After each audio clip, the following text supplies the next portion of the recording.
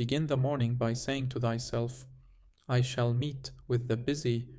body, the ungrateful, arrogant, deceitful, envious, unsocial. All these things happen to them by reason of their ignorance of what is good and evil. But I, who have seen the nature of the good, that it is beautiful, and of the bad, that it is ugly, and the nature of him who does wrong, that it is akin to me, not only of the same blood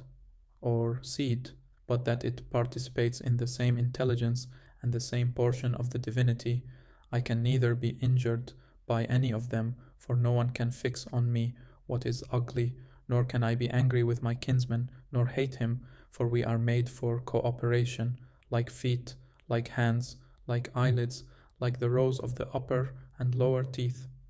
To act against one another, then, is contrary to nature, and it is acting against one another to be vexed and to turn away. Whatever this is that I am, it is a little flesh and breath, and the ruling part. Throw away thy books, no longer distract thyself. It is not allowed, but as if thou wast now dying, despise the flesh. It is blood and bones, and a network, a contexture of nerves, veins, and arteries. See the breath also, what kind of a thing it is, air, and not always the same, but every moment sent out and again sucked in. The third, then, is the ruling part. Consider thus: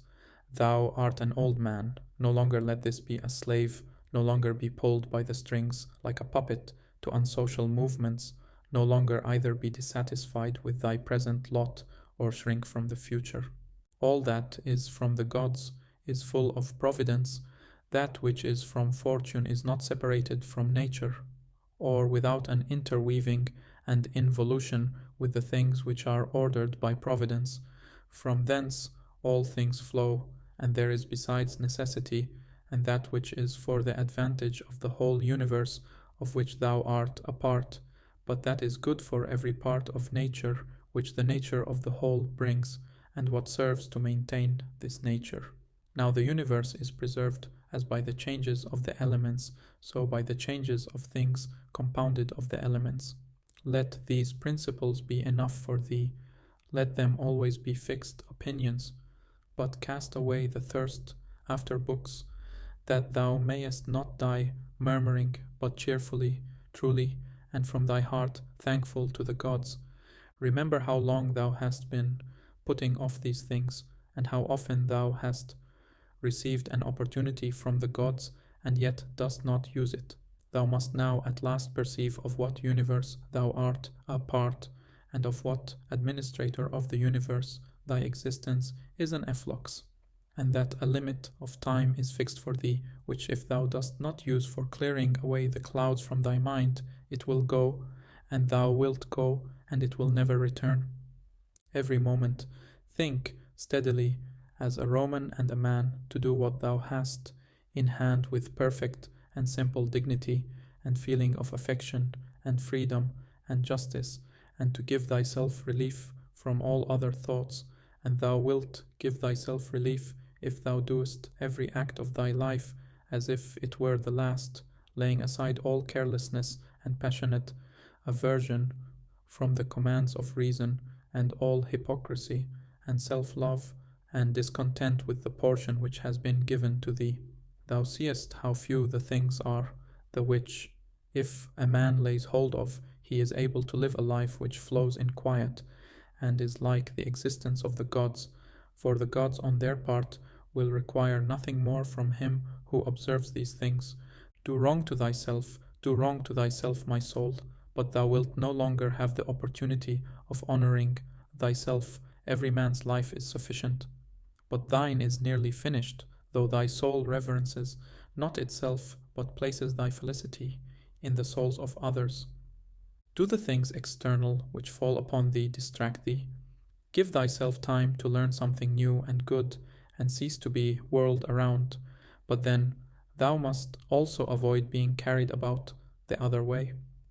For those two are triflers, who have wearied themselves in life by their activity, and yet have no object to which to direct every movement, and in a word, all their thoughts. Through not observing what is in the mind of another, a man has seldom been seen to be unhappy, but those who do not observe the movements of their own minds must of necessity be unhappy. This thou must always bear in mind, what is the nature of the whole, and what is my nature, and how this is related to that, and what kind of a part it is of what kind of a whole, and that there is no one who hinders thee from always doing and saying the things which are according to the nature of which thou art a part. Theophrastus, in his comparison of bad acts, such a comparison as one would make in accordance with the common notions of mankind, says, like a true philosopher, that the offences which are committed through desire are more blamable than those which are committed through anger. For he who is excited by anger seems to turn away from reason with a certain pain and unconscious contraction, but he who offends through desire, being overpowered by pleasure, seems to be in a manner more intemperate and more womanish in his offences. Rightly then, and in a way worthy of philosophy, he said that the offence which is committed with pleasure is more blamable than that which is committed with pain. And on the whole, the one is more like a person who has been first wronged and through pain is compelled to be angry, but the other is moved by his own impulse to do wrong, being carried towards doing something by desire. Since it is possible that thou mayest depart from life this very moment, regulate every act and thought accordingly. But to go away from among men, if there are gods, is not a thing to be afraid of, for the gods will not involve thee in evil. But if indeed they do not exist, or if they have no concern about human affairs, what is it to me to live in a universe devoid of gods or devoid of providence? But in truth they do exist, and they do care for human things, and they have put all the means in man's power to enable him not to fall into real evils. And as to the rest, if there was anything evil, they would have provided for this also, that it should be altogether in a man's power not to fall into it. Now that which does not make a man worse, how can it make a man's life worse? But neither through ignorance, nor having the knowledge, but not the power to guard against or correct these things, is it possible that the nature of the universe has overlooked them, nor is it possible that it has made so great a mistake, either through want of power or want of skill, that good and evil should happen indiscriminately to the good and the bad. But death, certainly, and life, honor and dishonor, pain and pleasure, all these things equally, happen to good men and bad, being things which make us neither better nor worse. Therefore they are neither good nor evil. How quickly all things disappear, in the universe, the bodies themselves, but in time the remembrance of them. What is the nature of all sensible things, and particularly those which attract with the bait of pleasure or terrify by pain, or are noised abroad by vapory fame? How worthless and contemptible and sordid and perishable and dead they are. All this it is the part of the intellectual faculty to observe too who these are whose opinions and voices give reputation,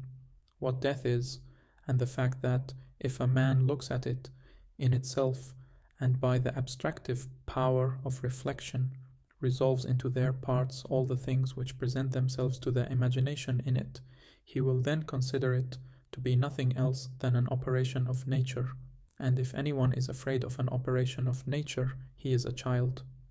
This, however, is not only an operation of nature, but it is also a thing which conduces to the purposes of nature. To observe too how man comes near to the deity, and by what part of him, and when this part of man is so disposed, nothing is more wretched than a man who traverses everything in a round, and pries into the things beneath the earth, as the poet says, and seeks by conjecture what is in the minds of his neighbors, without perceiving that it is sufficient to attend to the demon within him, and to reverence it sincerely. And reverence of the demon consists in keeping it pure from passion and thoughtlessness, and dissatisfaction with what comes from gods and men. For the things from the gods merit veneration for their excellence, and the things from men should be dear to us by reason of kinship,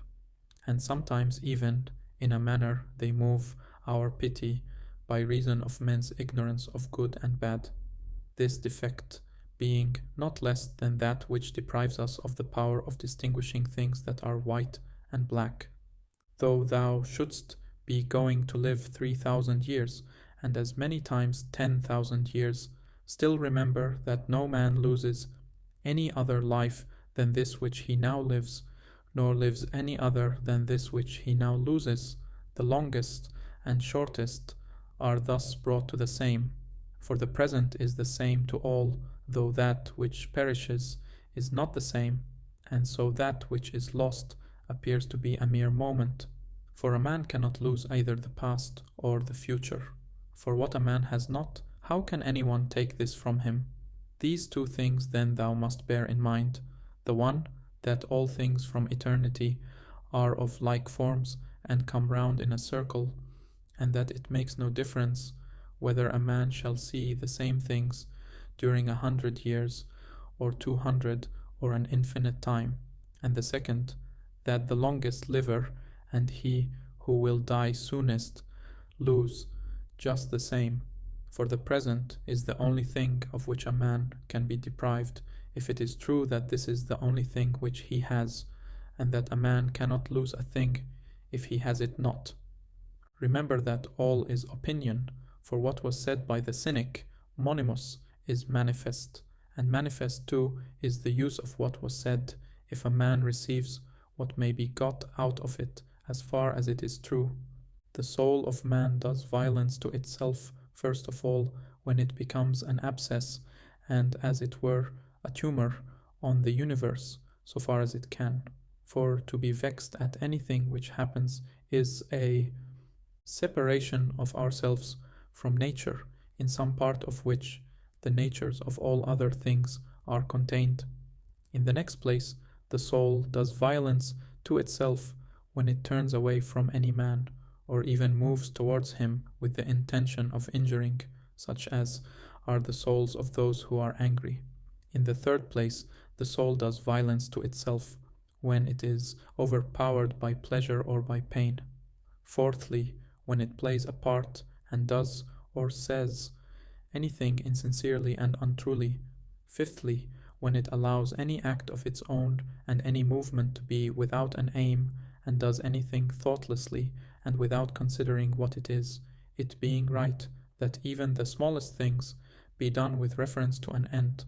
and the end of rational animals is to follow the reason and the law of the most ancient city and polity. Of human life the time is a point, and the substance is in a flux, and the perception dull, and the composition of the whole body subject to putrefaction, and the soul a whirl, and fortune hard to define, and fame a thing devoid of judgment. And to say all in a word, everything which belongs to the body is a stream, and what belongs to the soul is a dream and vapor, and life is a warfare and a stranger's sojourn, and after fame is oblivion. What then is that which is able to conduct a man? One thing, and only one, philosophy. But this consists in keeping the demon within a man free from violence and unharmed, superior to pains and pleasures, doing nothing without purpose, nor yet falsely and with hypocrisy, not feeling the need of another man's doing or not doing anything, and besides, accepting all that happens and all that is allotted as coming from thence, wherever it is, from whence he himself came, and finally waiting for death with a cheerful mind, as being nothing else than a dissolution of the elements of which every living being is compounded. But if there is no harm to the elements themselves in each continually changing into another, why should a man have any apprehension about the change and dissolution of all the elements? For it is according to nature, and nothing is evil which is according to nature. This incarnantum